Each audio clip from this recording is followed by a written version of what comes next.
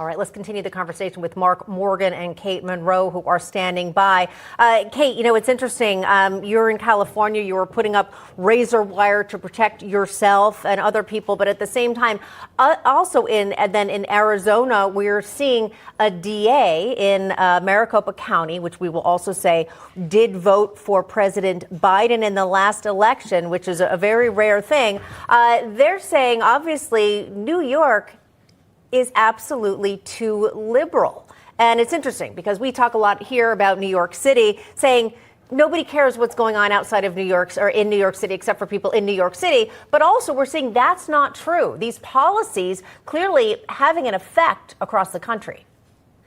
Yeah, I totally agree with that. And while she was talking, I was like literally clapping in my mind. Like, we need more people to stand up. I'm not one to alienate those, on the other side of the aisle. There is such a thing, as you can see in New York, with being too far left.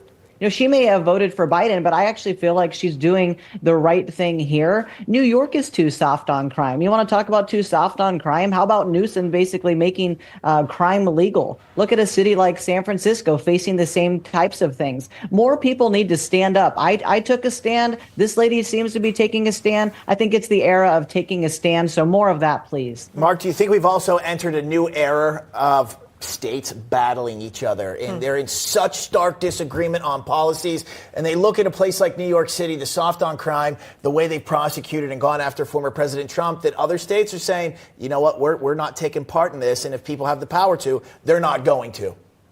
Yeah, look, I think you're spot on. That's a great point. And let's look at a couple of recent examples. So the illegal aliens that assaulted the police officers in New York City, did they stay in New York City? No. This individual right here that committed a homicide in New York City, did he stay in New York City? No. So this thought that individuals commit crimes in one city, one state, just stay there, we're way past that. So I really applaud this DA as well. And I think it's just representation of the sad state that we're in. But let's keep in mind, DA Braggs, this is the same individual that told all his attorneys that work for him to really warn them to not ask for bail, even in those situations where normally even New York City would ask for bail. Again, back to the individuals assaulted the New York police officers, 4 of the 7 were allowed out on bail. So I think she's justified in concerns. This individual committed a crime in Arizona. That individual should be held in Arizona, fully prosecuted. Once that's done, then they can talk to New York.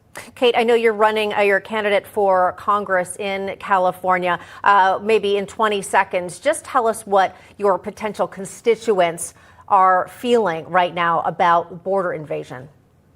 Well, just like the rest of the country, they feel here, we're a border state, certainly a border county, and they're scared. You have migrants camping out on people's backyards and robbing them in very wealthy cities here in San Diego. They are scared. That's why I took a stand. I said enough is enough. I myself have a little child. I will do, as a Marine Corps veteran, whatever I can do to protect those under my watch. And I wanted to show people that I don't mess around. Mark, your final thoughts here on the border, all the divisiveness now being created here. Man, what has to change realistically? And I think it's timing, really. They've got to do something about this.